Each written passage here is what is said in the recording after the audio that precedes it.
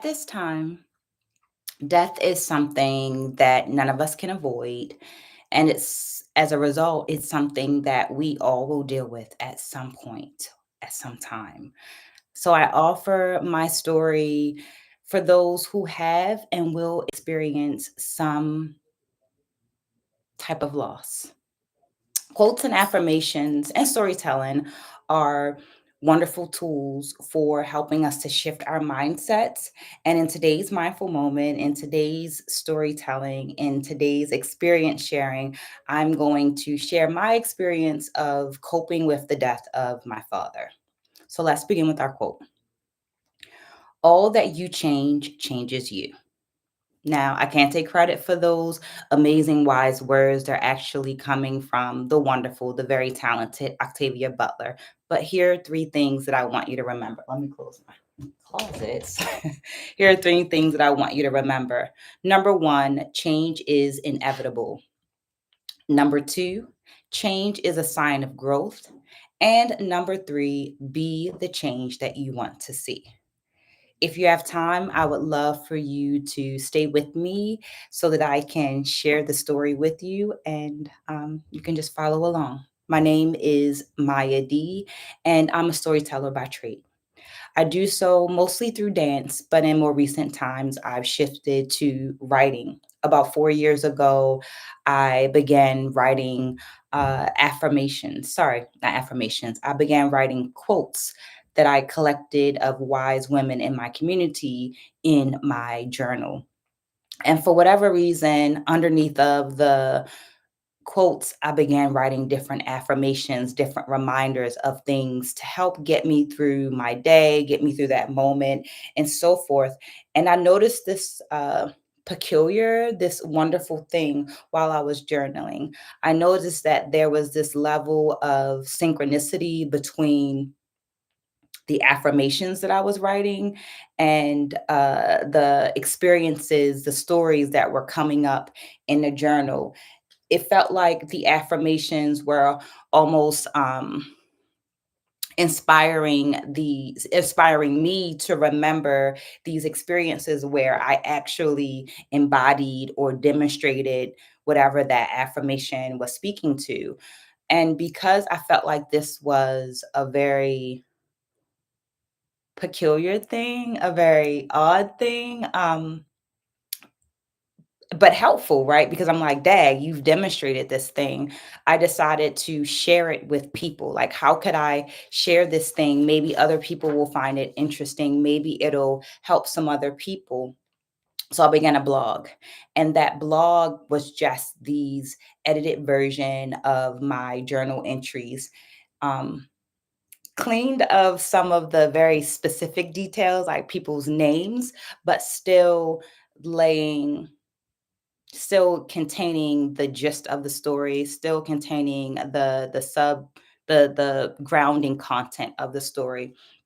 And while I know that some of us are very welcome to and like to read stories, I know that there are others of us that like to hear stories.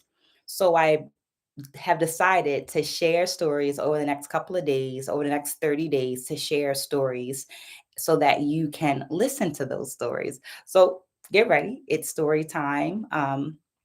Feel free to pause if you're listening to this on the replay so that you can go get whatever you need to get cozy to listen to the story, or feel free to let it play and listen to it in the background. I have it printed out so that I can read it, so that I get all of the contents. And I definitely encourage you to ask questions, because the idea is that I'm sharing because I care. And maybe what I'm sharing inspires you to ask a question or so forth, to share something of your own. Drop that in the comments below, and maybe through that exchange we all grow better together. So here we go. Reminder number one: change is inevitable. They called him peace and love, and from him I learned that love is a verb that goes hand in hand with legacy. He was imperfectly human, both challenged and blessed, but somehow he had an impact on so many. When I look around, his legacy of love is very clear and can be directly connected to the actions, the changes he made while he was alive. A close friend once said that my relationship with my dad inspired him as a father, and that brought me some comfort. Meyer is Hebrew for planter of seeds. His seeds, his actions made my life, those around him, and future generations a little easier. Around 2005, I dreamt my father died, and I spent the next day crying. The idea alone crushed me. My father passed on February 6, 2018, and at this point, I am not sure that I'm over it. Rather, I feel like I'm just getting through it. Valentine's Day is the day that I buried my dad, and that is the thing that I've always feared the most. I'm a daddy's girl and lack the vocabulary to express what he truly means to me. February 14th still brings tears to my eyes, so I've intentionally worked on changing those tears from tears of sadness to tears of joy. Number two, change is a sign of growth. On a Friday night in 2018, he entered the hospital and was pronounced dead early Tuesday morning. Surrounded by his sisters, my mother, and my sisters, I had to be strong because they were in so much pain. My eyes were dry, and I stayed logical as we planned his arrangements, had several meetings and numerous conversations. The calls and the emails were heavy as people expressed what my father meant to them. I think some of them thought their words were comforting. They weren't. I vividly remember a non relative who caressed his picture and talked about her feelings every time I spoke with her. It was very uncomfortable, and I did my very best to stay logical. Now, don't get me wrong, I definitely have had those ugly cry moments, but I believe the number of the times I cried was based on my focus. Let me explain that. In order to get through this loss, I had to focus on my dad's life. I had to focus on my dad's actions and my dad's words, how those actions had changed the world and how those actions had changed him. So at this point, I think I must tell you that my dad is quite the joker or was quite the joker.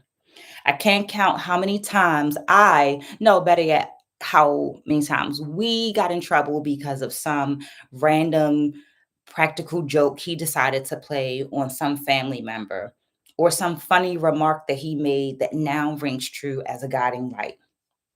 As my dad's words replay in my head, I realized that he had already planned his funeral. He once said that at his funeral, he wanted the chicken to be on the other side of the casket so that as people looked at the body and got sad, they then would smell the chicken and like be happy and forget that he passed. And I don't know why that made sense to him, but I just laughed and just like went with it. Tucked in his random conversations, his jokes, he gave me the information I needed to be strong for others. His actions were what helped me to be strong for myself. He changed the way that I perceive deep conversations. I better understood how to relay deep content to my children and loved ones without it being this heavy conversation that brought them down. How there could be laughter and how there could be joking and humor in the conversation. My father passed while I was in the interview process for a new job that actually would require me to relocate from the East Coast to the Midwest. I asked if the 2-day face to face interview could happen after my father's service, and they agreed. I nervously sat in the airport questioning if I could really get this position and how much I really needed my dad to be with me in that moment. Right then, someone came over to speak to me. Just a simple hello, but the hello meant so much. On that person's jacket was a logo, and it was the logo of a company that my dad worked for before I was born. That hello was comfort because it felt like it was coming directly from him. It was at that moment that I truly realized my dad's legacy and how it could continue to help me. My dad had created a vocational program for people with special needs so that they could live more independent lives. His legacy was living on. Even in this moment where I needed him, I could see proof of his legacy. While his body no longer existed, his impact could still be seen and felt. It is very easy to get lost in checking emails, doing laundry, cleaning up after the children, and all of the other errands that take up our day while losing sight of the things that might help us to build a better generation for those coming after us. Number three, be the change. Some of us will willingly slap the S on our chest, pull all the weight, and tell ourselves it is our job to do everything for those around us. But I want to live a happier, a healthier life. I'm borrowing from my sister and asking myself, how can I work smart, not hard? As Meyer's daughter, as a mother, and an educator, I'm asking myself, what legacy will I leave? And how can I have fun while doing it? Because that was definitely my dad. I offer this to all those wearing an S on their chest and offer that that S be a S for smart. How can we work smart? Every now and then I do this check in. I love a good question. So that question is and remains, what is the legacy I will leave? My father's job brought some of their clients to his funeral to say goodbye. And one of his clients gave me a bag of pretzels and said that she wanted to make sure that he had food in the afterlife. I'm not quite sure that she understood how much that gesture meant to me. At some point, youthfulness, the household of children, and the physical body will fade, but our impact can live on. Let's make a conscious effort to love the next generation enough to leave them with the tools they need for success.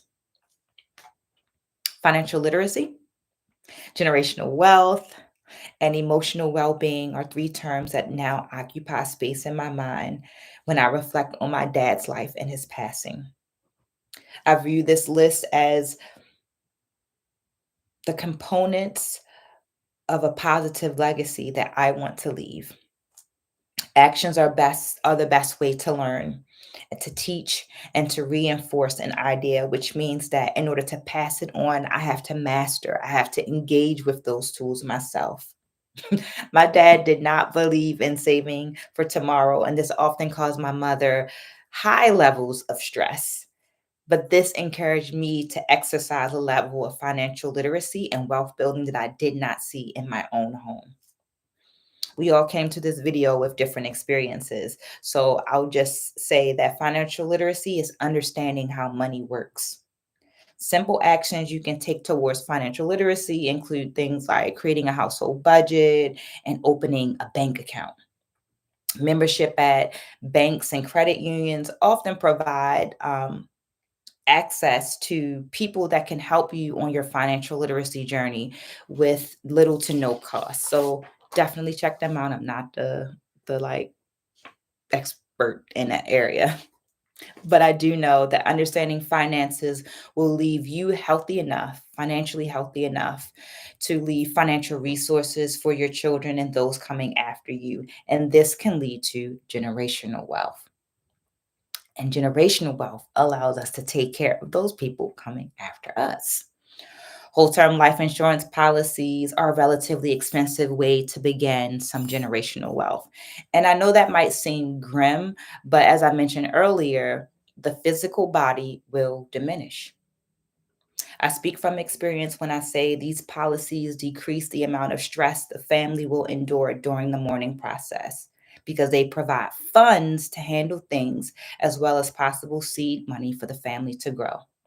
I've seen several families struggle with burying a loved one, and I can't imagine the stress of having to deal with the loss of the person and the stress of trying to have to come up with the money to put this person's body to rest. I'm very happy that my father left us free of that stress. I read somewhere that a life insurance policy should cover the missing person's salary for up to however many years it takes for that person's youngest dependent to reach 18, right? So whatever your salary is and whatever your youngest dependent is, how many years till they turn 18, that's how much your policy should be. And I don't remember getting that in any class I went to or it even being explained in my jobs, but I'm sharing that because that's a thing. Being happy and healthy is the best way to teach our children to be happy and healthy. My mother can be heard saying, your dad would say, that's old and stinky. Yesterday is old and stinky. And I now hear my children saying it. This short phrase helps us to quickly pull ourselves out of those dark spaces and because it helps us to quickly change our mindset. I want my legacy to include stories, examples, short phrases, and other resources e- and examples of perseverance so that the next generation understands that not every day will be great, but we can always do our best. There's a saying that the outside world is just a reflection of our inside world. Our emotional state matters, and that's important to remember. I plan to be transparent with my children about my challenges as well as my successes. I tell my children, both biological and fictive, that we all have a superpower. And I'm strong enough to ask help from a person that contains a superpower that I don't have if I need help. Strong people will ask for help. It's okay to sit with counselors and of any sort that will help you decrease your stresses so that you can live a happier, healthier life. I want my legacy to be one of love. So I'm willing to do whatever I need to do so that my actions can be loving and help the next generation by leaving the blueprints for a good life. In the words of Octavia Butler, all that you change changes you. So remember, change is inevitable. Change is a sign of growth, and you can always be the change. As we close out on, I believe that this is day 18 of my 30 days of sharing. My question to you is, how do you define legacy, and what legacy do you plan to leave for the group of people that are coming after you? Um, as I mentioned earlier, I'm a journaler. So as these things come up, I write about them and look at it later. Like I actually go back and read my journal entries maybe a month or a year or so later just to see what's in there. And I found some really great moments. I found some really inspirational moments, and I found some places of like, oh wow, I didn't even know that I wrote this down as a goal, and now I've accomplished it. So, how do you define legacy, and what kind of legacy do you plan to leave? Let me know in the comments below, and I'll respond back to you. Otherwise, or you could just leave a book, like story time. Just leave a book so that I know that you're here with me. I plan to come back on tomorrow closer to the 4 o'clock hour and share another story.